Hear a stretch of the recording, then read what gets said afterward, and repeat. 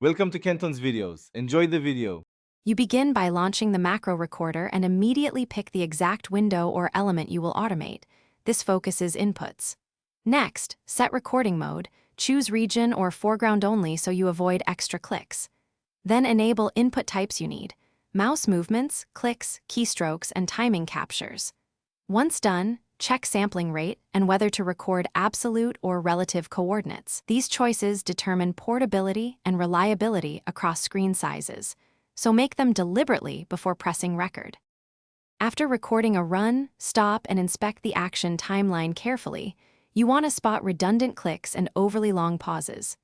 Then edit, trim unneeded events, merge duplicate actions, and convert sequences into loops or conditional branches where applicable. Replace fixed text, file paths, or coordinates with variables so the macro adapts to different documents.